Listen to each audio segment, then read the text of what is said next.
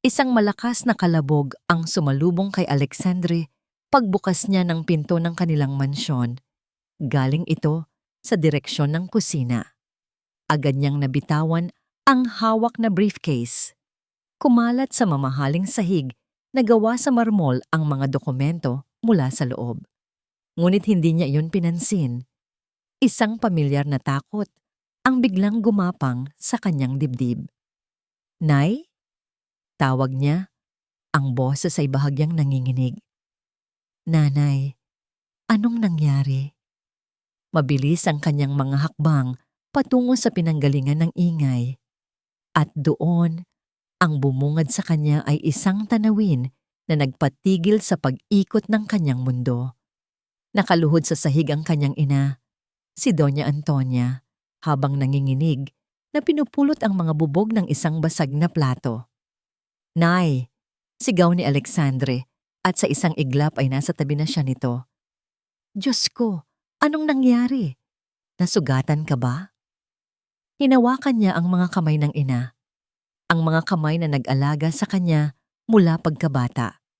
Ngayon, ang mga ito ay magaspang at bahagyang nanginginig. Nakita niya ang isang maliit na hiwa sa palad nito kung saan tumutulo na ang dugo. "Wala ito, anak." Halos pabulong na, sabi ni Antonia. Pilit nang ngumingiti kahit baka sa mukha nito ang sakit at pagod. "Nadulas lang ako. Huwag kang mag-alala." "Anong huwag mag-alala? Dumudugo ang kamay ninyo, Nay." "Hayaan mo na. Maliit na sugat lang." "Alexander, darling, you're home early." Isang matamis at malambing na boses ang pumutol sa kanilang pag-uusap. Pumasok sa kusina si Mariana, ang kanyang magandang asawa, na nakasuot ng isang eleganteng puting bestida. Ang kanyang mukha ay nagpapakita ng perpektong pag-aalala. "Oh my goodness, nanay! What happened?" Mabilis itong lumapit at lumuhod sa tabi ni Alexandre. Kinuha nito ang kamay ni Antonia. "Naku, dumudugo nga ah. Halika, gamutin natin yan. Alex, darling, please, tulungan mo si nanay na tumayo." Gumaan ang pakiramdam ni Alexandre.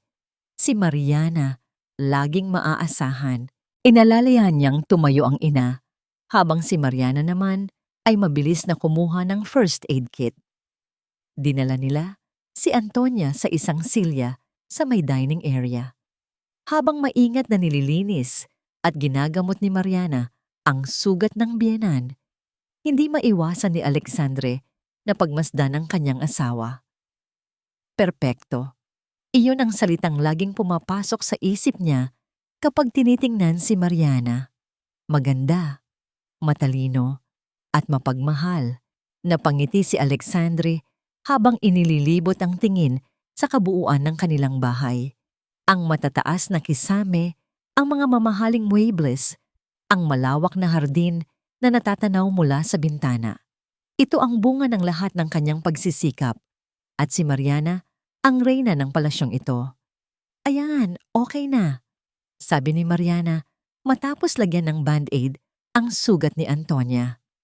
Ngumiti ito sa matanda. "Sa susunod po, mag-iingat na kayo, ha? You know I worry about you." Tumangulang si Antonia, hindi tumitingin ng diretso sa manugang. Napansin yon ni Alexandre. "Okay lang po ba talaga kayo, Nay? Namumutla po kayo. Uminom na po ba kayo ng gamot niyo para sa rayuma?"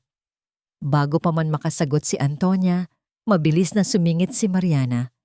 "Of course, darling. Ako pa ba? I made sure she took her medicine right after lunch." Sabi nito sabay haplos sa braso ni Alexandre. "Pagod lang siguro si nanay.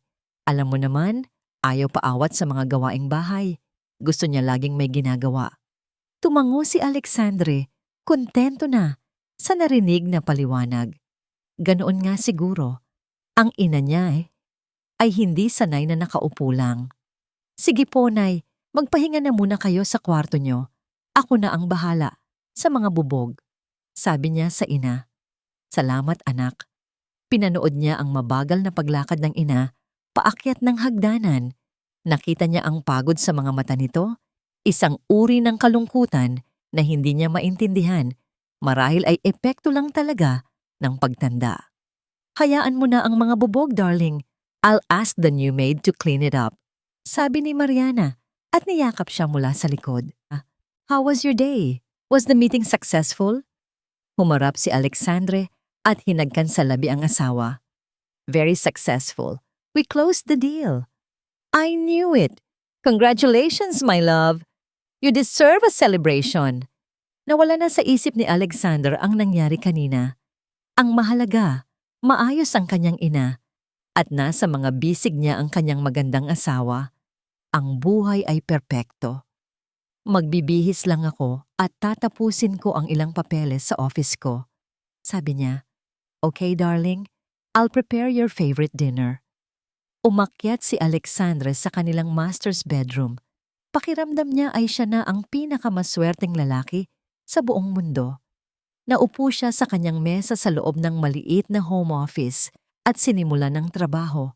Abot tanaw niya mula sa kanyang bintana ang paglubog ng araw. Payapa ang kanyang isip. Samantala, sa ibaba, bumalik si Mariana sa kusina. Nakita niyang hindi pa tapos magwalis ang bagong katulong. Naroon pa rin sa isang sulok ang dustpan na may lamang mga bubog. Kalmado siyang lumapit sa kinaroroonan ni Doña Antonia kanina. Kinuha niya ang basahan na nahulog sa sahig. Dahan-dahan siyang naglakad patungo sa paanan ng hagdanan, doon kung saan alam niyang naririnig pa rin siya mula sa kusina. Ngunit hindi na makikita. Tumingala siya na para bang nakikita niya ang biyenan na paakyat. Walang emosyon niyang ibinato ang basahan sa sahig. At sa isang boses na malamig pa sa yelo, sapat lang para marinig ng katulong sa kusina, bumulong siya sa hangin. Ang kupad-kupad mong kumilos, tigilan mo na yang pagpapakaawa mo sa harap ng anak ko. Pagkasara ng pinto ng kanyang silid, sumandal si Doña Antonia dito at dahan-dahang napaupo sa sahig. Ngayon niya lang naramdaman ang matinding kirot sa kanyang palad. Pero mas matindi ang kirot na gumuguhit sa kanyang puso. Pinakawalan niya ang isang buntong hininga na kanina pa niya pinipigilan. Kasabay nito ang pag-agos ng mga luha sa kanyang mga mata. Ang mga salita ni Mariana ay umalingaw-ngaw sa kanyang isipan. Ang kupad-kupad mong kumilos. Tigilan mo na yang pagpapakaawa mo sa harap ng anak ko. Ganoon na ba talaga ang tingin sa kanya? Isang pabigat, isang palabas. Dahan-dahan siyang tumayo. Iniinda ang pananakit ng kanyang mga kasukasuan. Bawat hakbang ay tila isang parusa. Lumapit siya sa kanyang maliit na lamesa sa tabi ng kama. Naroon ang isang bote ng gamot na may etiketang pain reliever. Ito ang ibinibigay sa kanya ni Mariana araw-araw. Binuksan niya ito at kumuha ng isang tableta. Tinitigan niya ito. Alam niya. Alam na alam niya sa sarili niya na hindi ito ang tunay niyang gamot. Minsan, nang subukan niyang tikman ito bago lunukin, natuklasan niyang matamis ito. Parang bitamina lang ng mga bata. Mula noon, hindi na niya ito iniinom. Nagkukunwari na lang siyang lumulunok tuwing nakatingin si Mariana. Pero ang sakit ay totoo. Ang rayuma niya ay totoo at gabi-gabi, niyayakap niya ang sariling mga tuhod. Tinitiis ang kumikirot na sakit. Nagdarasal na sana'y umabot pa siya ng umaga. Isinara niya ang kanyang palad, hawak ang peking gamot. Naalala niya ang dati nilang buhay ni Alexandre sa maliit nilang bahay sa probinsya. Simple lang ang lahat, isang kahig, isang tuka. Ngunit masaya sila. Naikuyom niya ang kanyang mga mata at halos maamoy pa niya ang sinigang na paborito ni Alejandre. Nakikita niya ang kanyang anak, payat pa noon, na nakangiting umuupo sa harap ng lamesa, sabik na sabik sa luto niya. Nay, ang sarap talaga ng luto niyo. Kayo na po ang pinakamagaling na nanay sa buong mundo. Isang butil ng luha ang pumatak sa kanyang kamay. Saan nagkamali? Paano sila napunta sa sitwasyong ito? Isang katok sa pinto ang pumutol sa kanyang pag-iisip. Agad niyang pinunasan ang kanyang mga luha at itinago ang gamot sa ilalim ng unan. "Pasok!" Mahinang sabi niya. Bumukas ang pinto at pumasok si Mariana. Dala-dala ang isang tumpok ng mga damit. Ang mga ito'y mamahalin, gawa sa seda at may mga burdang maselan. "Nanay, pakilinis naman po nito," sabi ni Mariana sa matamis pa ring boses, ngunit ang mga matay walang kabuhay-buhay. "Huwag niyo pong ilalagay sa washing machine, ha? Masisira. Kamayin niyo lang po." Napatingin si Antonia sa mga kamay niya. Ang mga kamay na ginamit niya sa pagtatrabaho sa bukid para lang mapag-aral si Alexandre, magaspang, kulubot, at ngayon ay nanginginig pa dahil sa sakit. "Pero Mariana, masakit ang mga kamay ko." Ngumisi si Mariana, isang ngangisi na hindi kailanman nakikita ni Alexandre. "Ganoon po ba? Akala ko ba sanay na kayo sa mabibigat na gawain? O baka naman po gusto niyong isipin ni Alex na nagrereklamo kayo?" Napayo ko si Antonia. Wala siyang magawa. Iyon ang kahinaan niya. Ayaw niyang maging dahilan ng anumang alitan sa pagitan ng mag-asawa. Sige, ako na ang bahala," sagot niya. Iniwan ni Mariana ang mga damit sa ibabaw ng kanyang kama at lumabas na ng silid. Dinala ni Antonia ang mga damit sa banyo at sinimulang labhan ang mga ito sa isang palanggana.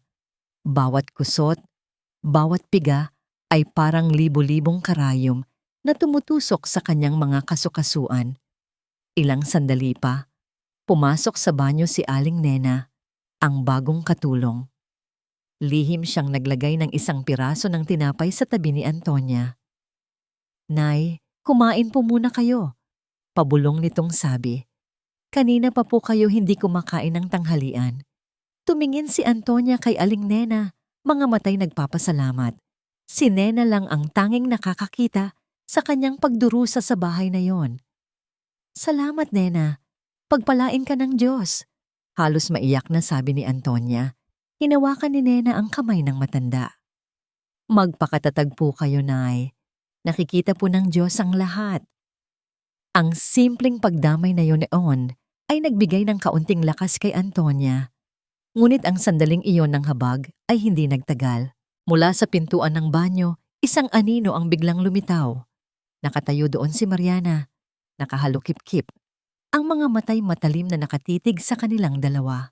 Nawala ang lahat ng pagkukunwari sa mukha nito. Hindi ito nagsalita. Tinitigan lang nito si Aling Nena mula ulo hanggang paa na parabang isang basura. Pagkatapos, sa isang malamig at mapanganib na tono, nagsalita ito. May mga tao talagang hindi alam kung saan ang lugar nila. Kinabukasan, umuwi si Alexandre ng mas maaga kaysa sa karaniwan. May dala siyang isang maliit na supot ng paboritong puto ng kanyang ina. Gusto niya itong sorpresahin, ngunit siya ang nasorpresa. Pagpasok niya sa malawak nilang sala, naabutan niya si Aling Nena na umiiyak habang nag-aayos ng kanyang mga gamit sa isang lumang bag. "Aling Nena, anong nangyayari?" tanong niya, puno ng pagtataka. Tumingala si Aling Nena. Ang mga mata nito ay namumugto. May gusto itong sabihin, ibinuka nito ang kanyang bibig, ngunit walang salitang lumabas. Yumuko na lang ito ulit at nagpatuloy sa pag-iimpake. "Darling, you're here!" Dumating si Mariana mula sa kusina. May daladalang isang baso ng juice. Ang mukha niya ay balot ng kalungkutan at pagkadismaya. "Mariana, anong ibig sabihin nito? Bakit aalis si Aling Nena?" Lumapit si Mariana at hinaplos ang kanyang braso. Ang boses nito ay puno ng pag-aalala. "Ayoko sanang sabihin sa'yo, darling, para hindi ka na ma-stress. Pero nahuli ko siyang nagnanakaw." Natigilan si Alexandre. "Nagnanakaw? Si Aling Nena?" Tumingin siya sa matandang katulong. Hindi siya makapaniwala.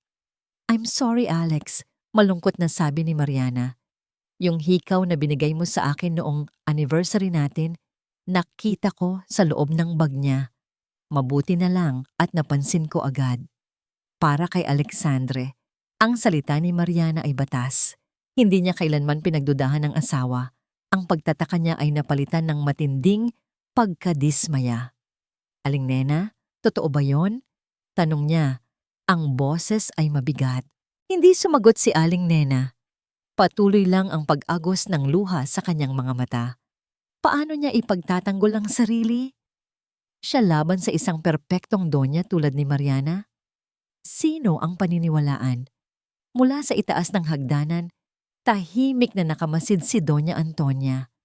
Nakita niya ang lahat. Narinig niya ang lahat. Ang puso niya ay parang pinipiga. Si Aling Nena, ang huli niyang kakampi sa bahay na ito, ngayon, mawawala na rin. Nagtagpo ang kanilang mga mata ni Aling Nena. Isang tingin na puno ng pakiusap mula sa matandang katulong. Magsalita po kayo, nanay. Ngunit ang naisagot lang ni Antonia ay isang tingin ng pagkatalo at kawalan ng pag-asa. Napayuko siya. Natatakot siya.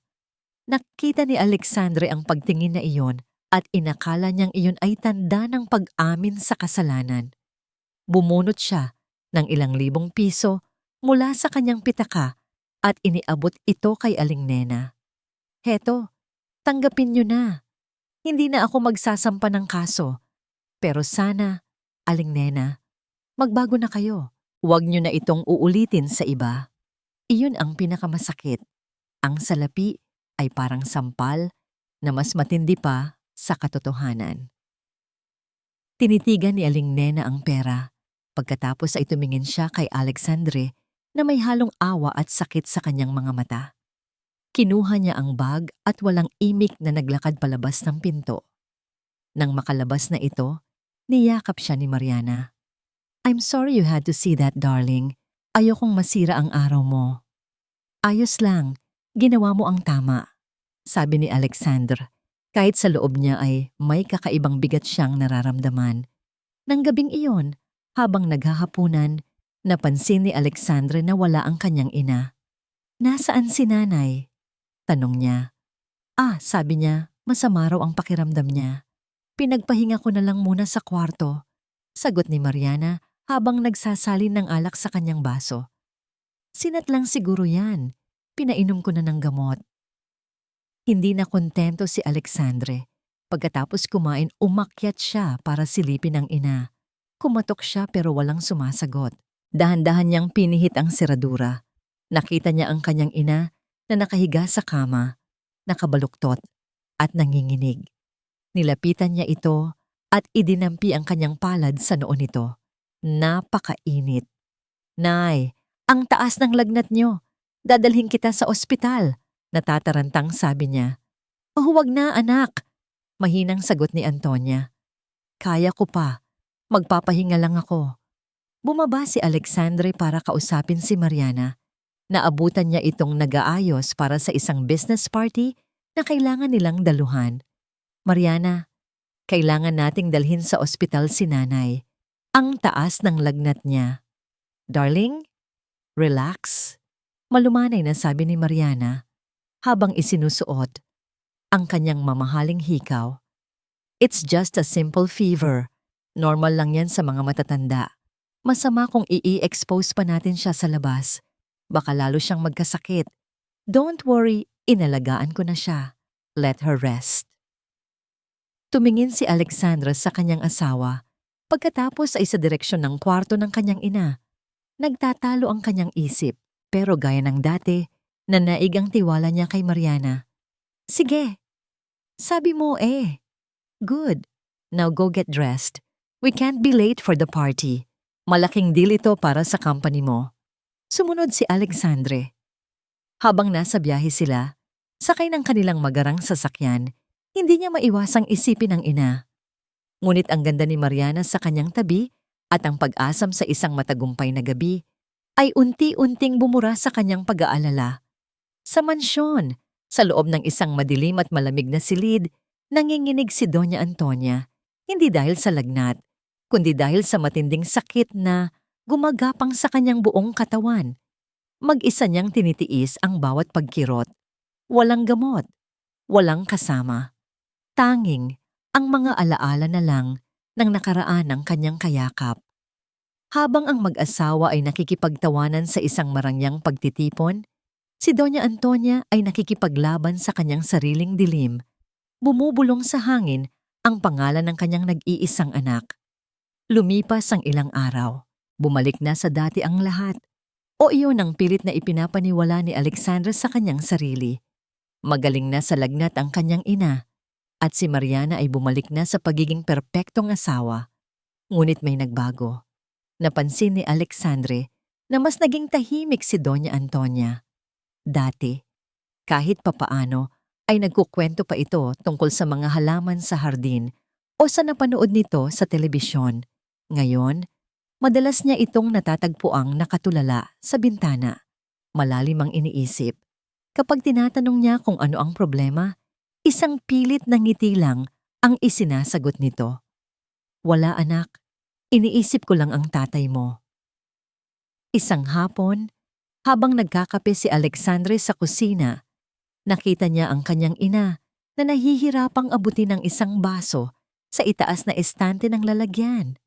Nay, ako na po, alok niya. Sa pag-abot niya sa baso, bahagyang nadulas ang manggas ng duster ng kanyang ina. At doon, sa ilalim ng braso nito, nakita niya ang isang bagay na nagpatigil sa kanyang paghinga, isang pasa. Hindi ito gaanong kalakihan at medyo naninilaw na nangangahulugang ilang araw na yun doon. Ngunit malinaw na isa itong pasa. Nay, ano yan? Tanong niya. Dahan-dahang hinawakan ng braso ng ina. Mabilis na binawi ni Antonia ang braso at itinaas ang manggas. Wala ito, anak. Nanginginig niyang sabi. Nabunggo lang siguro. Ako sa gilid ng pinto. Hindi ko nga namalayan. Hindi kontento si Alexandre sa sagot. Lumapit siya at sinubukang tingnan muli. Ngunit umiwas ang kanyang ina. Nay, pasa po yan. Malinaw na pasa. Saan niyo nakuha yan? Nasaktan po ba kayo? Ang tingin sa mga mata ng kanyang ina ay isang halo ng takot at pakiusap. Isang tingin na hindi maintindihan ni Alexandre. Darling, what's happening? Is everything okay? Ang boses ni Mariana ay pumasok sa eksena, kasing tamis at kasing kalma gaya ng dati. Naglalakad ito papalapit sa kanila, may dalang isang bandehadong may lamang merienda. Nakita nito ang pag-aalala sa mukha ni Alexandre. Sumulyap ito sa braso ni Antonia na ngayon ay mahigpit ng natatakpan ng manggas. Ah, yan ba? Magaan na sabi ni Mariana na para bang wala itong kwenta. Hey nako, si nanay talaga. I told her to be careful. Nadulas po siya sa may hardin nung isang araw habang nagdidilig. Tumingin si Alexandre kay Mariana, pagkatapos ay sa kanyang ina. Nadulas po kayo, Nay? Bakit hindi niyo sinabi sa akin? Ngumiti si Mariana at ipinatong ang merienda sa lamesa. Mabuti na lang at hindi malakas ang pagkakabagsak. Sinabihan ko na po siyang magpahinga, pero alam mo naman si nanay, ayaw paawat. Ako na nga ang naglagay ng cold compress dyan. Akala ko nga, nawala na. Ang paliwanag ay tila makatwiran, ngunit may isang bahagi sa isip ni Alexander na hindi mapalagay. Tinitigan niya ang kanyang ina, naghahanap ng kumpirmasyon, ngunit si Antonia ay nakayuko lang at hindi umimik. Ang pananahimik nito ay mas nakakabahala kaysa sa anumang salita. Halika na darling, lalamig ang kape mo, sabi ni Mariana. Hinahaplos ang likod ni Alexandre at marahang ginagabayan palayo sa ina nito. Kahit nakaupo na, hindi maalis sa isip ni Alexandre ang nakitang pasa. Kinagabihan, sinubukan niyang kausaping muli ang ina. Nakita niya itong mag-isang nakaupo sa beranda, nakatanaw sa madilim na hardin. Ito na ang pagkakataon niya. Nay! Panimula niya, dahan-dahang umupo sa tabi nito. Sigurado po kayong ayos lang kayo? Kung may masakit po sa inyo o kung may problema? Bago pa man makasagot si Antonia, isang anino ang lumitaw sa kanilang likuran. Nanay, baka pulamigin kayo dito, sabi ni Mariana, may dalang isang makapal na kumot na ipinatong sa mga balikat ni Antonia. Alex darling, May tumatawag sa'yo sa telepono. Urgent daw, galing sa isang kliyente. Naputo lang sandali. Ang trabaho ay laging priority. Tumayo si Alexandre na may halong pagkadismaya.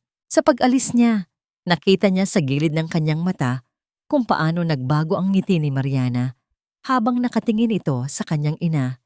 Isang ngiti na malamig at puno ng tagumpay. Sa hapagkainan, naging masugid si Mariana sa pag-aasikaso kay Alexandre. Siya ang sentro ng atensyon. Kumusta ang bago nating proyekto, darling? Narinig ko kay Sir Ramon na humahanga raw siya sa mga ideya mo. Sabi nito habang nagsasandok ng pagkain sa plato ni Alexandre. Laging ganito. Pinaparamdam sa kanya ni Mariana na siya ang hari ng mundo, ang hari ng kanilang tahanan. At sa gitna ng lahat ng papuri at masasarap na pagkain, unti-unting nalilimutan ni Alexandre ang kanyang mga alalahanin. Si Antonia naman ay tahimik lang sa kabilang dulo ng mesa, halos hindi ginagalaw ang kanyang pagkain. Kinabukasan, sa opisina, abalang-abala si Alexandre sa isang mahalagang pulong kasama ang mga board members. Ang lahat ay nakasalalay sa presentasyon na kanyang ginagawa. Sa gitna ng kanyang pagsasalita, nag-vibrate ang kanyang cellphone sa ibabaw ng mesa. Sinulyapan niya ito. Isang numero na hindi pamilyar. Isang numero na hindi nakarehistro sa kanyang contacts. Nairita siya sa abala. Walang pag-aalinlangan, pinindot niya ang silent button at itinabingi ang telepono upang hindi na makita ang screen. Kailangan niyang mag-focus. Kailangan niyang makuha ang deal na ito. Ipinagpatuloy niya ang kanyang presentasyon. Hindi alam na sa kabilang linya, isang pamilyar na boses ang naghihintay. Humihinga ng malalim sa pagkabigo. Isang boses na may dalang babala na hindi na niya kailanman maririnig. Naramdaman ni Mariana ang pagbabago. Isang maliit na pagbabago sa paraan ng pagtingin ni Alexander sa kanya. Isang panandaliang pag-aatubili sa kanyang mga ngiti. Ang mga tanong nito tungkol sa pasa, kahit pa napaniwala niya ito, ay nag-iwan ng lamat sa perpektong pader na kanyang itinayo. Ang lamat na iyon ay panganib, at si Mariana ay sanay na puksain ang anumang panganib. Isang umaga, habang naglilinis ng sahig si Doña Antonia sa sala, dumaan si Mariana na may dalang bagong salang tsa. Sadyang dumaan siya sa basang bahagi ng sahig. Ay! Sigaw niya na para bang natapilok. Ang mainit na tsa ay tumilapon mula sa tasa. Bumagsak sa sahig, ilang pulgada lang ang layo mula sa mga kamay ni Antonia. Sumingaw ang init. Napatalon sa gulat ang matanda. Ang muka ay namutla. Naku, nanay, I'm so sorry, sabi ni Mariana. Ang boses ay puno ng pagkukunwaring pag-aalala. Madulas pala. Okay lang po ba kayo? Hindi po ba kayo napaso? Umiling lang si Antonia, ang mga matay nakatitig sa kumukulong likido sa sahig. Alam niya. Sa puso niya, alam niyang hindi iyon aksidente. Mula sa itaas, narinig ni Mariana ang pagbukas ng pinto ng banyo. Malapit nang matapos maligo si Alexandre. Kailangan niyang bilisan. Hayaan niyo na po yan, Nay. Ako na po ang maglilinis, sabi niya sa matanda. At dali-dali itong ginabayan pabalik sa kusina. Sa isip niya, isa lang ang tumatakbo. Kailangan kong mabantayan ang bawat galaw niya. Hindi pwedeng magkaroon ng isa pang pasa. Hindi pwedeng magkaroon ng isa pang tanong. Pumasok si Alexandre sa kanilang silid. Tuwalya lang ang nakatakip sa kanyang ibabang katawan. Dumiretso ito sa closet para magbihis. Naiwan ang kanyang cellphone sa ibabaw ng bedside table. Ito na ang pagkakataon ni Mariana. Lumapit siya sa kama, nagkukunwaring inaayos ang kumot. At noon, umilaw ang screen ng telepono. Isang text message mula sa isang numerong hindi pamilyar. Pero ang pangalan ng nagpadala ay malinaw. Aling Nena. Naramdaman ni Mariana ang pagbilis ng tibok ng kanyang puso. Hindi dahil sa takot, kundi dahil sa galit. Ang matandang bruha. Sumilip siya sa direksyon ng closet. Abala pa si Alexandre. Mabilis niyang dinampot ang telepono. Ang kanyang mga daliri ay hindi nanginginig. Ang kanyang isip ay malamig at kalkulado. Ibinukas niya ang mensahe. Ang mga salita ay tila lason na gumapang sa screen. Sir Alex, kailangan po nating mag-usap tungkol sa nanay niyo. Panganib po siya. Panganib. Ngumisi si Mariana. Oo, nasa panganib nga ang matanda. Pero ang totoong panganib ay hindi para kay Antonia. Ang panganib ay para sa kanya. Para sa buhay na ito na pinaghirapan niyang buuin mula sa putik. Walang pag-aalinlangan, pinindot niya ang delete. Lumabas ang isang kumpirmasyon sa screen. Delete this message? Pinindot niya ang yes. Sa isang iglap, ang babala ni Aling Nena ay naglaho na parang bula. Isang pindot lang, at ang katotohanan ay naging abo.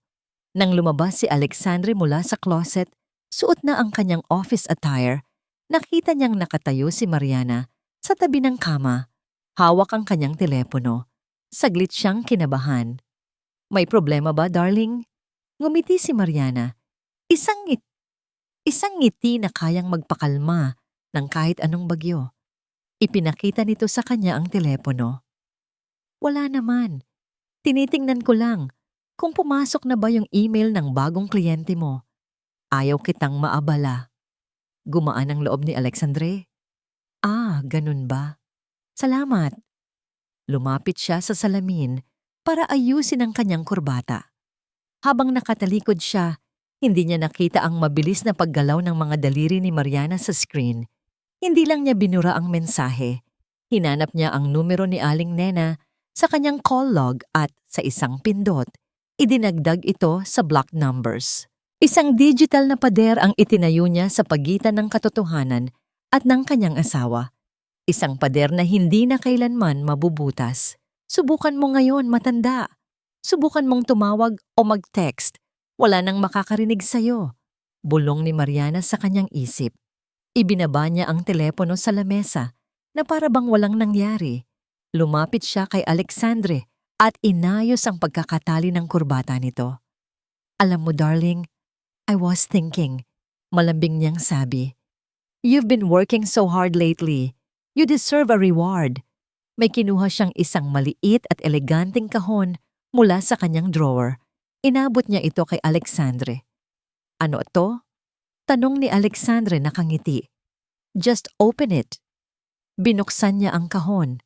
Sa loob, nakapatong sa isang una na gawa sa pilus, ay isang mamahaling relos na matagal na niyang tinitingnan sa isang magasin. Kulay ginto, makintab, at sumisigaw ng kapangyarihan at tagumpay. Mariana, this is sobra-sobra naman ito. Walang sobra para sa'yo, my love, sabi nito. Hinahaplos ang kanyang pisngi. It's a gift to celebrate your success para maalala mo lagi kung gaano ka kagaling, kung gaano kita kamahal at ipinagmamalaki. Nawala na ang lahat ng bakas ng pagdududa sa isipan ni Alexandre. Ang pasa ng ina, ang pag-alis ni Aling Nena, ang tahimik na kalungkutan sa bahay, lahat ay natabunan ng kumikinang na ginto sa kanyang harapan at ng matatamis na salita ng kanyang asawa. Isinuot niya ang relos. Perpekto ang lapat. Salamat, mahal. Thank you. Hinalikan niya si Mariana, isang halik na puno ng pasasalamat at pagmamahal. Wala siyang kamalay-malay na ang halik na yon ay isang selyo sa isang kasinungalingan, isang pagpapatibay sa pagkabilanggo ng sarili niyang ina. Habang papaalis si Alexandre papunta sa trabaho, masaya at puno ng kumpiyansa, sinundan siya ng tingin ni Mariana mula sa bintana. Nang mawala na sa paningin ang sasakyan nito, ang ngiti sa kanyang mga labi ay nanatili. Ngunit ang kanyang mga mata ay naging malamig na parang yelo. Tumingin siya sa kanyang refleksyon sa salamin ng bintana. Ang perpektong asawa, ang perpektong donya, ang perpektong sinungaling. Tapos na ang problema, isip niya. Ngumisi siya, panatag sa kanyang sarili, sa paniniwalang nasarhan na niya ang lahat ng butas at natakpan na niya ang lahat ng posibleng daan palabas para sa katotohanan. May mga gabi na ang sakit ay isang buhay na nilalang. Para kay Doña Antonia, ito ay isang halimaw na may libo-libong karayom na walang sawang tumutusok sa kanyang mga kasukasuan, sa kanyang mga buto, sa bawat himaymay ng kanyang pagkatao. Nakahiga siya sa kanyang malambot na kama, sa ilalim ng isang mamahaling kumot, ngunit ang pakiramdam niya ay nasa ibabaw siya ng nagbabagang uling. Ang rayuma niya ay tila mas malupit sa gabi. Kapag ang katahimikan ng mansyon ay nagbibigay daan, para marinig niya ang sarili niyang mga daing. Hindi na niya mabilang kung ilang gabi na siyang ganito. Gising hanggang madaling araw, yakap-yakap ang sariling mga tuhod, tahimik na lumuluha para walang makarinig. Bumangon siya. Bawat galaw ay isang pagsubok. Dahan-dahan siyang naglakad patungo sa luma niyang aparador sa isang sulok ng silid. Sa ilalim ng tumpok ng kanyang mga lumang bestida, may isang bagay siyang itinatago. Isang bagay na mas mahalaga pa sa lahat ng ginto at diamante sa bahay na yon. Kinuha niya ito. Isang luma at medyo kupas ng litrato. Dinala niya ito sa tabi ng bintana, kung saan tumatama ang sinag ng buwan. Tinitigan niya ang mga nakangiting mukha sa retrato. Ang kanyang yumaong asawa, si Ricardo, na may mga matang puno ng pangarap. At sa pagitan nilang dalawa, isang batang lalaki na may malapad na ngiti, ang kanyang munting si Alex. Iyon ang tanging larawan na naitago niya mula sa kanilang lumang bahay. Isang paalala ng isang buhay na simple, mahirap, ngunit buo at puno ng pagmamahalan. Hinaplos niya ang mukha ng asawa sa larawan. "Ricardo, mahal!" Bulong niya sa hangin, ang boses ay basag. Pagod na ako." Isang mainit na luha ang pumatak sa ibabaw ng litrato. Mabilis niya itong pinunasan. "Ang anak natin, ang ating Alex, hindi ko na siya kilala." Patuloy niya. Nabubulag siya, Ricardo. Nabubulag siya sa kislap ng lahat at ng panito. Hindi niya nakikita, o baka ayaw niyang makita. Niyakap niya ang litrato nang mahigpit sa kanyang dibdib. "Tulungan mo ako, mahal ko. Hindi ko na alam ang gagawin. Gusto kong sumigaw, pero walang boses na lumalabas. Gusto kong sabihin sa kanya ang lahat, pero natatakot ako na baka lalo lang siyang lumayo." Sa gitna ng kanyang tahimik na pagtangis, may narinig siyang mga yabag sa labas ng kanyang silid, mga yabag na magaan at mabilis. Kilala niya kung kanino ang mga yon. Si Mariana. Agad-agad, na para bang nahuli sa isang kasalanan, mabilis niyang itinago ang litrato sa ilalim ng kanyang unan. Pilit niyang pinakalma ang kanyang sarili, pinunasan ang kanyang mga pisngi, at humiga na parang natutulog. Hindi pumasok si Mariana sa silid, ngunit huminto ito sa tapat ng kanyang pinto. Narinig ni Antonia ang isang malambing na tawa, sinundan ng boses nito na nakikipag-usap sa cellphone. "Yes, girl. Of course. Tuloy na tuloy. Paris next month. Alex is spoiling me as he should. Super excited na ako." Narinig ni Antonia ang bawat salita, at bawat salita ay tila isang suntok sa kanyang sikmura. Nagkaroon ng sandaling katahimikan sa kabilang linya, pagkatapos ay narinig niyang muling nagsalita si Mariana. Mas mahina na ngayon na para bang isang sikreto. "Hey nako girl, kailangan ko lang talagang ayusin ang lahat bago tayo umalis. Medyo alagaan pa kasi itong responsibilidad ko dito sa bahay." Sabi nito, may halong pagkainis sa tono. "Alam mo na, ang matanda. Minsan, nakakapagod din mag-alaga ng isang pabigat. But anyway, konting tiis na lang. Tapos, Paris, here we come." O isang malutong na tawa ang narinig ni Antonia bago nito narinig ang papalayong mga yabag. Naiwan siyang mag-isa sa dilim, hindi makahinga. Pabigat. Isang responsibilidad. Ang mga salitang yon ay mas masakit pa kaysa sa libo-libong karayom ng kanyang rayuma. Iyon pala ang tingin sa kanya. Isang sagabal sa maluho at masayang buhay ng kanyang manugang. Isang bagay na kailangang tiisin. Sumabay sa sakit ng kanyang puso ang pagkirot ng kanyang mga buto.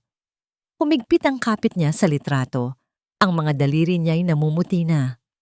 Muli niyang tinitigan ang larawan, ang kanyang asawa, ang kanyang munting Alex, isang pamilyang masaya at buo, isang pamilyang tila isang panaginip na lang ngayon, isang pamilyang unti-unti nang binubura ng kasalukuyan. Hinaplos niya ang nakangiting mukha ng batang si Alexander sa litrato. Nasaan na ang batang iyon? Nasaan na ang anak niyang nangakong hinding-hindi siya pababayaan? Mahigpit niyang niyakap ang larawan sa kanyang dibdib na para bang iyon na lang ang natitirang piraso ng kanyang pagkatao. Ang papel na kupas at ang mga alaalang nakapaloob dito. Sa gabing iyon, sa ilalim ng malamig na sinag ng buwan, habang ang buong mansyon ay natutulog sa karangyaan, naramdaman ni Doña Antonia ang tuluyang pagkadurog ng kanyang puso. Ang mansyon ay buhay na buhay. Ang mahihinang tunog ng mga kubyertos na tumatama sa mamahaling plato, ang halakhakan ng mga importanteng tao, ang amoy ng masasarap na pagkain, lahat ay bumubuo ng isang perpektong simponya ng tagumpay. At sa gitna ng lahat ng ito, si Alexandre ay parang isang hari.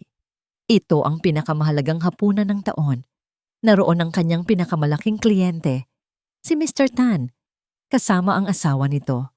Kung magiging matagumpay ang gabing ito, isang malaking kontrata ang mapupunta sa kumpanya ni Alexandre.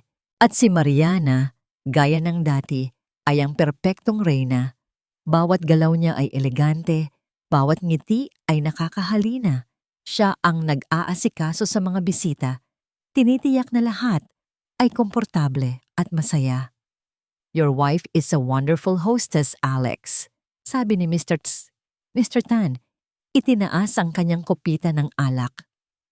"Salamat po, sir. I'm a very lucky man," sagot ni Alexandre. Ang dibdib ay puno ng pagmamalaki. Sumulyap siya sa direksyon ng kusina. Sa siwang ng pinto, nakita niya ang anino ng kanyang ina. Maghapon itong naghanda. Siya ang nagluto ng lahat sa ilalim ng supervision ni Mariana. Isang bahagi niya ang nakaramdam ng awa sa pagod nito, ngunit isang bahagi rin ang natuwa na kahit papaano ay nakakatulong pa rin ito. At ang pagkain ay napakasarap. Dagdag pa ng asawa ni Mr. Santan. "Sino ang chef ninyo?" Ngumiti si Mariana. "Naku ma'am, ang biyenan ko po ang nagluto niyan. Espesyal na regalo niya para sa gabing ito." Puno ng paghanga ang mga mata ng mga bisita. Si Alexandre naman ay lalong humanga sa galing ng kanyang asawa na bigyan ng papuri ang kanyang ina. Matapos ang pangunahing putahe, dumating na ang sandaling hinihintay. Ang sikat na cream of mushroom soup ni Doña Antonia, isang sikretong recipe na minana pa nito sa kanyang lola. "Darling, pakitawag na si nanay para sa soup," sabi ni Alexandre kay Mariana. Tumayo si Mariana. "Ako na sana ang magdadala, pero gusto raw po ni nanay na siya mismo ang magsilbi sa inyo." Medyo makulit po talaga, natatawa niyang sabi sa mga bisita na nagpapakita ng imahe ng isang mapagmahal na manugang. Ilang sandali pa, lumabas na si Doña Antonia mula sa kusina. Daladala niya ang isang malaking porselanang lalagyan ng sopas. Umuusok pa ito sa init. Kitang-kita ni Alexandre ang panginginig sa mga kamay ng ina. Ang mukha nito ay pagod at namumutla sa ilalim ng maningning na ilaw ng kanilang chandelier. Habang dahan-dahang naglalakad si Antonia patungo sa lamesa, tumayo si Mariana na para bang aalalayan ito. "Dahan-dahan lang po, Nay," sabi ni Mariana. Lumapit ito sa gilid ng matanda at sa isang iglap nangyari ang lahat. Isang maling hakbang, isang pagkadulas. Biglang nawalan ng balanse si Doña Antonia. Ang hawak niyang lalagyan ng sopas ay lumipad sa ere. Nagtilian ang mga bisita. Bumagsak ang porselana sa sahig. Isang malakas na kalabog ang umalingaw-ngaw sa buong silid. Kumalat ang mainit na sopas sa mamahaling Persian carpet. Pero himalang walang natalsikan kahit isa sa mga bisita. Natahimik ang lahat. Nakatayo si Doña Antonia sa gitna ng lahat, nanginginig. ang mga matay ng lalaki sa takot at hiya. Si Alexandra ay parang napako sa kanyang kinauupuan. Hindi niya nakita ang eksaktong nangyari. Nakita lang niya ang resulta, ang basag na porselana, ang kalat, at ang mukha ng kanyang ina na puno ng kahihiyan sa harap ng pinakamahalaga niyang kliyente. Ang unang bumasag sa katahimikan ay si Mariana. "Nanay!" Malakas na sigaw nito. Ang boses ay hindi na matamis, kundi puno ng pagkadismaya. "Ano ba naman yan? Sa harap pa talaga ng mga bisita." Ang bawat salita ay parang sampal. Napayuko si Doña Antonia, ang mga balikat ay nanghihina. Mabilis na bumalik ang pagkukunwari sa mukha ni Mariana. Humarap ito sa mga bisita, ang mga matay nagbabadyang lumuha. "I'm so sorry everyone. Pasensya na po kayo," sabi nito. Ang boses ay nanginginig. "Ang aking biyenan. Nagiging makakalimutin na po kasi. Hindi ko na sana siya pinayagang magsilbi. Kasalanan ko po. Nagunahan sa pag-alo ang mga bisita. It's okay, Hija. Accidents happen." Si Alexandra naman ay tumayo at nilapitan ng ina. "Nay, ayos lang po kayo?" tanong niya. Ang boses ay isang halo ng pag-aalala at pilit na pinipigilang kahihiyan. Tumango lang ang ina niya, hindi makatingin sa kanya. Ang party ay natapos ng maaga at may bahid ng awkwardness. Pagkaalis ng mga bisita, naiwan ang tatlo sa isang nakabibinging katahimikan na binasag lang ng tunog ng pagpulot ni Antonia sa mga bubog sa sahig. Nang gabing iyon, habang naghahanda na sila para matulog, niyakap ni Mariana si Alexandre. "I'm sorry darling, nasira ang gabi mo." "Wala kang kasalanan. Si nanay..." "Siguro pagod lang talaga siya," sabi ni Alexandre. Kahit ang totoo, gulong-gulo ang isip niya. "Kailangan kong umalis bukas ng umaga." Dagdag niya. "May bigla ang meeting sa Cebu. Isang gabi lang naman ako doon." Tumango si Mariana, ngunit sa loob-loob niya, isang madilim na plano ang nabubuo. "Sige darling, mag-iingat ka. Don't worry about us here. Ako na ang bahala kay nanay." Umakyat na si Alexandre sa kanilang silid para mag-empake. Iniwan si Mariana sa ibaba. Dahan-dahang bumalik si Mariana sa dining area. Naroon pa rin si Doña Antonia, nakaluhod. Pinupunasan ang mantsa ng sopas sa sahig. Ang likod nito ay nakukuba sa pagod at kalungkutan. Tumayo si Mariana sa likuran ng matanda, isang nagbabantang anino. Hindi na niya kailangang magpanggap. Wala na si Alexandre para makita siya. Hinintay niyang marinig ang pagsara ng pinto ng kanilang silid sa itaas. Nang sigurado nang hindi sila naririnig, yumuko siya ng bahagya. Sa isang boses na halos pabulong, ngunit puno ng lason at pagbabanta, nagsalita siya. Bukas ang araw ng pagtutuos natin, matanda." Nasa kalagitnaan na ng expressway si Alexandre, mahigpit ang hawak sa manibela nang biglang kumabog ng malakas ang kanyang dibdib. Isang hindi maipaliwanag na kaba. Sinulyapan na niya ang kanyang briefcase sa passenger seat. Kinapa niya ang loob nito habang nakatingin sa daan. Wala. Nanlaki ang kanyang mga mata. Ang asul na folder, ang kontrata para kay Mr. Tan. Naiwan niya ito sa ibabaw ng mesa sa kanyang home office. Damn it! Mura niya sabay hampas sa manibela. Hindi siya pwedeng umalis nang wala ang dokumentong iyon. Walang choice. Kailangan niyang bumalik. Mabilis siyang nag-U-turn sa susunod na exit. Tiningnan niya ang oras. Kung bibilisan niya, aabot pa siya sa flight niya. Hindi na siya tumawag sa bahay. Ayaw na niyang abalahin pa si Mariana. At isa pa, mabilis lang naman siya. Kukunin lang niya ang folder at aalis din agad. Pagdating niya sa mansyon, tahimik ang paligid. Hindi na niya ipinasok ang sasakyan sa garahe. Iniwan niya ito sa driveway na nakabukas ang makina. Binuksan niya ang main door ng dahan-dahan. Ayaw niyang lumikha ng ingay. Baka natutulog pa ang asawa niya o ang ina niya. Gusto niyang maging tahimik ang pagkuha niya ng gamit. Pero pagpasok niya sa foyer, may narinig siyang boses. Nanggagaling ito sa sala. Hindi ito ang malambing na boses na bumabati sa kanya ng, "Good morning, darling." Ito ay isang boses na matinis, matalim, at puno ng puot. Ilang beses ko bang sasabihin sa'yo na ayusin mo ang pagpupunas? Sigaw ng boses. Kumunot ang noo ni Alexandra. Si Mariana ba yon? Bakit siya sumisigaw? At sino ang kausap niya? Wala naman silang ibang katulong ngayon. Huminto siya sa paghakbang.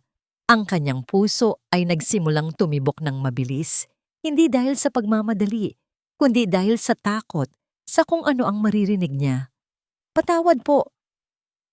"Hindi ko na po uulitin." Isang mahina at nanginginig na boses ang sumagot, ang boses ng kanyang ina.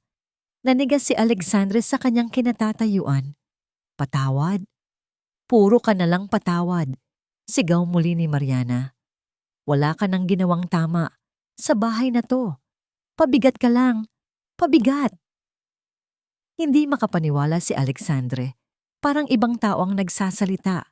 Dahan-dahan, parang may sariling isip ang kanyang mga paa. Naglakad siya palapit sa arko na naghihiwalay sa foyer at sala. Ang bawat hakbang ay mabigat. Ang bawat hakbang ay naglalapit sa kanya sa isang katotohanang ayaw niyang tanggapin. Sumilip siya at ang nakita niya ay dumurog sa kanyang kaluluwa. Nakita niya ang kanyang ina, si Doña Antonia, na nakaluhod sa sahig, umiiyak, hawak ang isang basahan. Sa harap nito ay nakatayo si Mariana. Nakapamewang, ang muka ay baluktot sa galit, isang muka na hindi kailanman nakita ni Alexandre. "Tumatanda ka ng paurong," bulyaw ni Mariana. "Ang kapal ng mukha mong mag-inarte kagabi sa harap ng mga bisita. Pinahiya mo ako. Pinagmukha mo akong tanga." "Mariana, parang awa mo na. Masakit ang tuhod ko." Pagmamakaawa ng matanda. "Masakit? Masakit?" Nakita ni Alexandre ang pagtaas ng kamay ni Mariana. Hindi para tumulong, kundi para manakit. Sa isang marahas na galaw, tinulak ni Mariana ang balikat ng matanda gamit ang kanyang paa. "Aray!" Daing ni Antonia habang bumabagsak siya ng padapa sa matigas na sahig. Tumama ang kanyang siko, namimilipit siya sa sakit. "Bagay lang yan sa'yo. Sana hindi ka na lang nagising ngayong umaga. Sana namatay ka na lang." Ang mundo ni Alexander ay huminto. Ang tunog ng pagbagsak ng kanyang ina ay parang bomba na sumabog sa kanyang pandinig. Ang mga salita ng asawa niya ay parang mga punyal na tumarak sa kanyang puso. Ang babaeng mahal niya, ang babaeng akala niya ay anghel, isa palang demonyo. Ang kanyang dugo ay umakyat sa kanyang ulo. Ang kanyang mga kamay ay nanginig sa tindi ng galit na ngayon lang niya naramdaman sa buong buhay niya. Nabitawan niya ang susi ng kotse na hawak niya. Klang! Tumama ang susi sa sahig. Ang tunog ng metal ay umalingaw-ngaw sa buong silid. Biglang natigil si Mariana.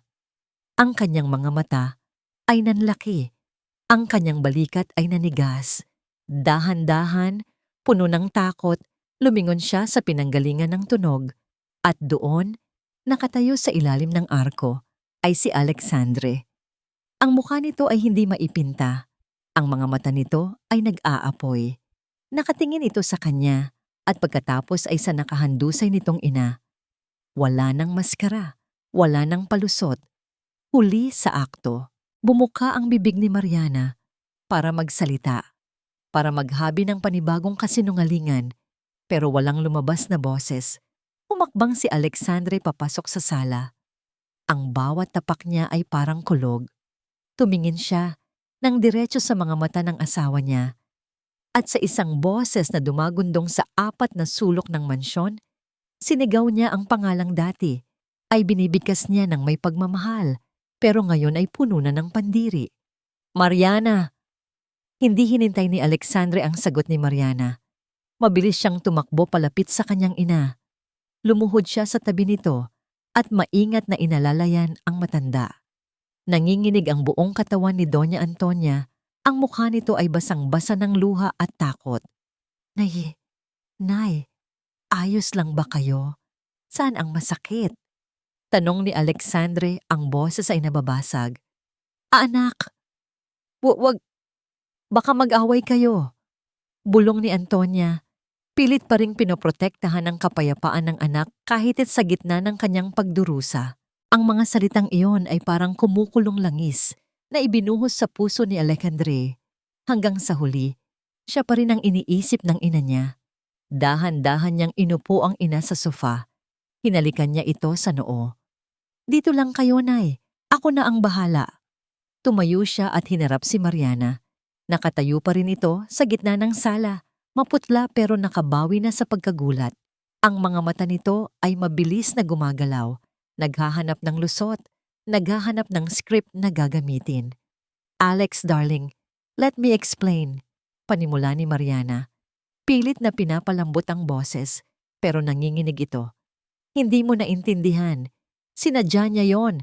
Nagpapabagsak siya para magalit ka sa akin. Tumigil ka na! Dumagundong ang boses ni Alexandre. Napapikit si Mariana sa gulat. Huwag mo akong gawing tanga, Mariana. Nakita ko gamit ang dalawang mata ko. Duro ni Alexandre sa kanya. Tinulak mo siya. Sinaktan mo ang nanay ko.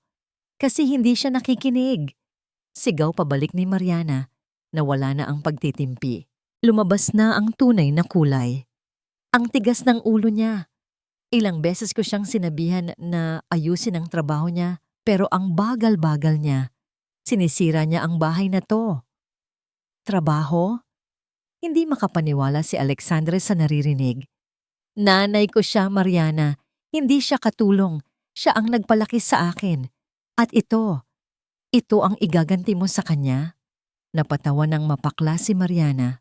Nanay, siya ang dahilan kung bakit amoy lupa ang bahay na to. Sinubukan kong ayusin ang lahat para sa'yo, Alex. Para maging presentable tayo. Pero hila siya ng hila pababa. Isa siyang kahihiyan. Isang malakas na sampal ang dumapo sa pisngi ni Mariana. Natigilan ang buong mundo. Nanlaki ang mga mata ni Mariana habang hawak ang kanyang pisngi. Si Alexandre, na hindi kailanman nanakit ng babae, ay nakatayo sa harap niya. Nanginginig ang kamay sa sobrang galit. Huwag na huwag mong iinsultuhin ang nanay ko. Madiin, nanggigigil na sabi ni Alexandre. Ang bawat salita ay may diin. Yung kahihiyan na tinatawag mo. Siya ang dahilan kung bakit ako nandito ngayon. Siya ang dahilan kung bakit may Alexandre na nagpakasal sa'yo. Tumingin si Alexandre sa paligid ng marangyang sala. Wala akong pakialam sa bahay na to. Wala akong pakialam sa sasakyan, sa pera, sa reputasyon. Kung ang kapalit nito ay ang paghihirap ng nanay ko, ayoko na. Huminga siya ng malalim at tinuro ang pinto. Lumayas ka. Natigilan si Mariana. What? Sabi ko lumayas ka. Ayoko nang makita ang pagmumukha mo sa pamamahay ko. I'm filing for an annulment. Now get out! Umiling si Mariana. Hindi mo magagawa yan. Asawa mo ako, Alex. Mahal mo ako. Ang minahal ko ay yung babaeng inakala kong ikaw. Pero yung babaeng nakatayo sa harap ko ngayon, halimaw ka. Tumalikod si Alexandre para balikan ang kanyang ina. Akala niya ay tapos na. Akala niya ay nanalo na ang katotohanan. Pero hindi kilala ni Alexandre kung paano lumaban si Mariana kapag nasusukol. Hindi mo ako pwedeng paalisin, Alex, sabi ni Mariana. Ang boses nito ay biglang naging kalmado, halos pabulong, pero sapat para marinig sa buong kwarto. Hindi na siya sumisigaw, wala na ang takot. Huminto si Alexandre pero hindi siya lumingon. Wala na tayong dapat pag-usapan. Kuhanin mo ang gamit mo bago ako tumawag ng pulis. Kahit na, dugtong ni Mariana, kahit na alam mong dinadala ko ang anak mo? Para bang binuhusan ng malamig na tubig si Alexandre. Dahan-dahan siyang lumingon. Nakatayo si Mariana doon. Ang isang kamay ay nakahaplos sa kanyang tiyan. Nakatingin ito nang diretso sa mga mata niya. Wala ng luha, wala ng galit, tanging isang tingin ng tagumpay. Ano?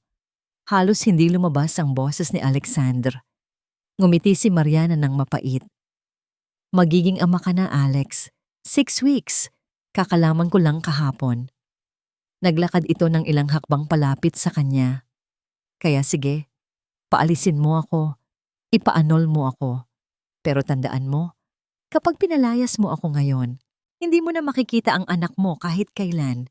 Natahimik ang buong mansyon. Tumingin si Alexander sa tiyan ni Mariana pagkatapos ay sa kanyang ina na nakaupo sa sofa, umiiyak at nakatakip ang bibig. Nasa gitna siya ng dalawang mundo. Ang ina na nagsakripisyo para sa kanya at ang hindi pa isinisilang na dugo niya na nasa sinapupunan ng babaeng sumira sa kanilang buhay. Hawak ni Mariana ang alas at alam niyang nakuha niya si Alexander sa leeg. Nabingi si Alexandre sa katahimikan ng mansyon. Ang mga salita ni Mariana ay paulit-ulit na umiikot sa kanyang utak. Magiging ama ka na. Ito ang pangarap niya. Ilang taon na nilang pinaplano ito ang magkaroon ng sariling pamilya, ng isang munting bata na tatakbo sa malawak na pasilyo ng bahay na ito. Pero ngayon, ang balitang yon ay hindi nagdala ng saya. Nagdala ito ng kadena. Napatingin siya kay Mariana. Nakikita niya ang kislap ng tagumpay sa mga mata nito. Alam ng asawa niya na nakuha na siya nito sa patibong. Pagkatapos ay tumingin siya sa kanyang ina. Si Doña Antonia na nakaupo sa sofa ay nakayuko. Umiiyak ng walang tunog, hawak ang namamagang siko. Pakiramdam ni Alexander ay hinihila siya ng dalawang magkaibang mundo. Alex, malamig na tawag ni Mariana. Lumapit ito ng kaunti. Alam kong galit ka, pero isipin mo ang baby natin. Gusto mo ba siyang lumaki sa isang broken family? Gusto mo bang lumaki siya na walang ama sa tabi niya? Hindi sumagot si Alexandre. Tinalikuran niya si Mariana at lumapit sa kanyang ina. Lumuhod siya sa harap ni Antonia. Nay! Inangat ni Antonia ang kanyang muka. Puno ito ng luha at takot. Hinawakan niya ang kamay ni Alexandre ng mahigpit. Anak! Garalgal na, sabi ng matanda. Patawarin mo ako. Kumunot ang noo ni Alexandre. Bakit kayo humihingi ng tawad, Nay? Kayo ang biktima dito. Dahil ako ang dahilan kung bakit nag-aaway kayo, sagot ni Antonia. Pinahid niya ang kanyang mga luha gamit ang likod ng kanyang nanginginig na kamay. Tumingin siya ng diretso sa mga mata ni Alexandre, puno ng pagmamahal at pagsasakripisyo. Anak, ayos lang ako. Huwag mo akong intindihin. Uuwi na lang ako sa probinsya. Sanay naman ako doon. Huwag mong sirain ang pamilya mo nang dahil lang sa akin. Ang bata. Kailangan ng bata, ang ama at ina. Huwag mo siyang hayaang lumaki na watak-watak ang pamilya. Parang dinudurog ang puso ni Alexandre sa narinig. Kahit sa ganitong sitwasyon, kahit duguan at bugbog ang katawan, si nanay pa rin ang nagpaparaya. Si nanay pa rin ang nag-iisip para sa kapakanan niya. Dahan-dahang binitawan ni Alexandre ang kamay ng ina at tumayo. Humarap siya kay Mariana. Nakita niya ang maliit na ngiti sa labi ng kanyang asawa. Ang nangiti ng isang taong sigurado sa panalo. Sa isip ni Mariana, nagtagumpay na siya. Pinili ng matanda na umalis. Nalinis na ang daan.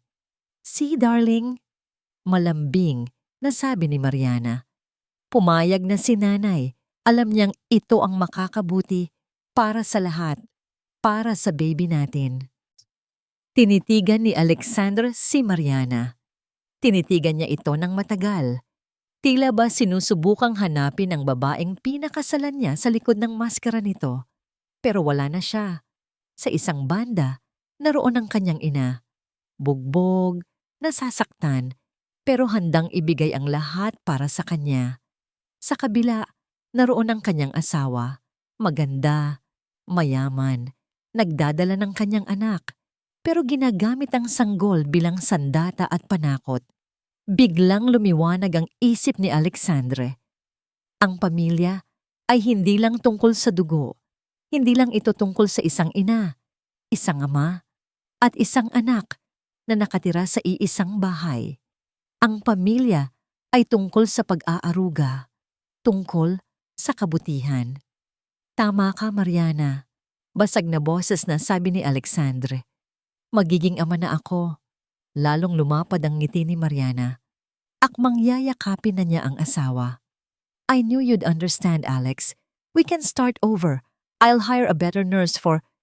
Kaya bilang isang ama, pagputol ni Alexandre, ang boses ay naging matigas at malamig pa sa bakal. Tungkulin kong protektahan ang anak ko mula sa kasamaan. Natigilan si Mariana.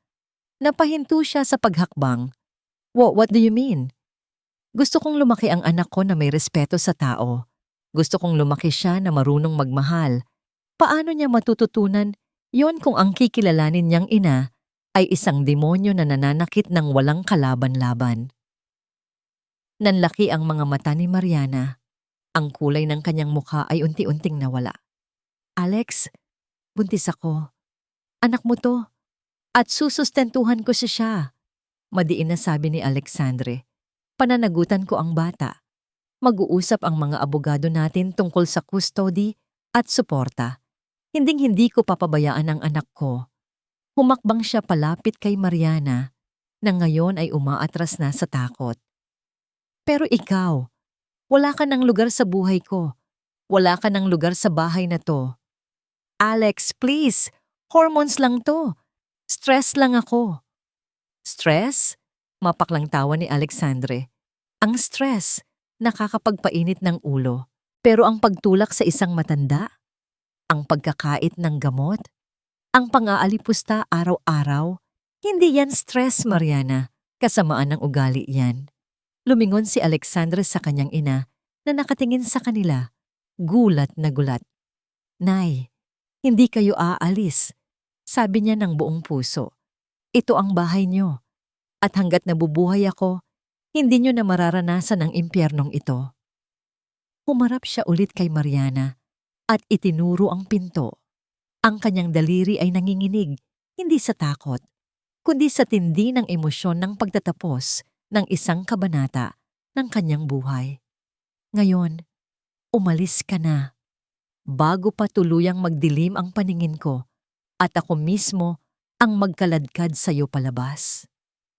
Wala nang nagawa si Mariana. Nakita niya sa mga mata ni Alexandre na wala nang balikan. Wala nang pag-asa ang kanyang mga banta. Ang alas na hawak niya ay walang silbi sa isang lalaking natutunan na kung ano ang tunay na mahalaga. Umiiyak sa galit at kahihiyan, kinuha ni Mariana ang kanyang bag. Tumingin siya ng masama kay Doña Antonia sa huling pagkakataon bago padabog na naglakad palabas ng mansyon. Blag! Ang malakas na pagsara ng pinto ay hudyat ng katapusan ng kanilang pagsasama. Naiwan si Alexandre sa gitna ng sala. Ang katahimikan ay bumalik, pero sa pagkakataong ito, hindi na ito mabigat. Malungkot. Oo. Masakit. Oo, pero malinis. Dahan-dahan, parang isang batang nawawala. Lumapit si Alexandre sa sofa at naupo sa sahig, sa paanan ng kanyang ina. Ipinatong niya ang kanyang ulo sa kandungan ni Doña Antonia at doon, humagulgol siya na parang bata. Inilabas niya ang lahat ng sakit, ang lahat ng pagsisisi, ang lahat ng panghihinayang. Naramdaman niya ang magaspang at nanginginig na kamay ng kanyang ina na humahaplos sa kanyang buhok. Tahan na, anak! Tahan na! Bulong nito. Nandito lang si nanay. Amoy gamot at alkohol. Ang mapuputing dingding ay tila lalong nagpapalamig sa hangin. Nakatayo si Alexandre sa labas ng kwarto ng ospital, kausap ang doktor. Hawak niya ang isang maliit na bote ng gamot. Ang boteng kinuha niya mula sa kwarto ng kanyang ina bago sila umalis ng mansyon. Tama ang hinala mo, Mr. Alcantara. Seryosong sabi ng doktor habang inaabot pabalik ang bote.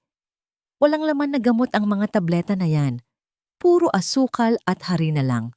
Placebo. Napapikit si Alexandre. Humigpit ang hawak niya sa bote hanggang sa halos mabasag ito. Kaya pala lumala ang kondisyon niya. Patuloy ng doktor. Ang boses ay may halong awa.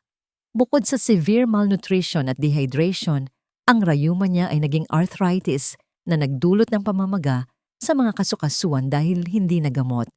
Idagdag pa ang mga pasa sa braso at likod na dulot ng trauma.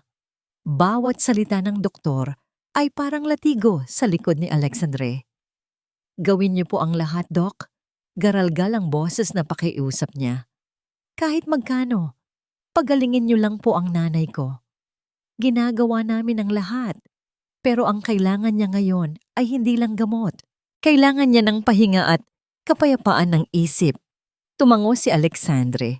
Nang makaalis ang doktor, huminga siya ng malalim bago pinihit ang pinto ng kwarto. Sa loob, tahimik ang paligid. Ang tanging naririnig lang ay ang mahinang tunog ng monitor. Nakita niya si Doña Antonia na nakahiga sa kama. Napakaliit nitong tingnan sa gitna ng malaking kama. Ang mga tubo na nakakabit sa kanyang braso ay tila mga kadena na nagpapaalala kay Alexandre ng kanyang kapabayaan. Ang mapuputing kumot ay hindi maitago ang mga pasa na ngayon ay nangingitim na sa kanyang mga braso. Lumapit siya at dahan-dahang umupo sa silya sa tabi ng kama. Hinawakan niya ang kamay ng ina. Ang kamay na puno ng kulubot, peklat, at ngayon ay may bakas ng karahasan. Dinala niya ito sa kanyang mga labi at hinalikan ng mariin na para bang gusto niyang higupin ang lahat ng sakit nito. Patawarin niyo ako, Nay. Bulong niya habang tumutulo ang luha sa kanyang mga mata at pumapatak sa kamay ng ina. Nabulag ako. Hinayaan kong saktan nila kayo. Wala akong kwentang anak. Naramdaman niya ang mahinang paggalaw ng mga daliri ng ina. Nag-angat siya ng tingin. Nakadilat na si Doña Antonia. Pagod na pagod ang mga mata nito, malalim ang eye bags, at tuyot ang mga labi. Pero sa kabila ng lahat ng pagdurusa, naroon pa rin ang pamilyar na init ng pagmamahal. Walang sumbat, walang galit, walang puot. Ngumiti ng bahagya ang matanda, isang ngangiting puno ng kapayapaan. Huwag mong sisihin ang sarili mo, Alex. Paos na sabi nito, halos pabulong. Ang tao ay nadadapa. Ang mahalaga, bumangon ka. Ang mahalaga, nandito ka na ulit. Sa mga sandaling iyon, naintindihan ni Alexandre ang lahat. Ang mansyon, ang magagarang sasakyan, ang posisyon sa kumpanya, ang perpektong imahe na pilit niyang inalagaan. Lahat ng iyon ay basura. Lahat ng iyon ay walang silbi kung kapalit naman ay ang pagkawala ng kaisa-isang taong nagmahal sa kanya nang walang kondisyon noong wala pa siyang kahit ano. Kinuha niya ang mangkok ng mainit na lugaw na nasa mesa sa tabi. Kain na po kayo, Nay, sabi niya. Pinapahid ang kanyang luha gamit ang kanyang manggas at pilit na ngumingiti. Ako naman po. Ako naman ang mag-aalaga sa inyo ngayon. Sumandok siya ng kaunting lugaw. Hinipan ito ng dahan-dahan para siguraduhing hindi mainit at maingat na itinapat sa bibig ng ina. Binuksan ni Antonia ang kanyang bibig at tinanggap ang pagmamahal ng anak.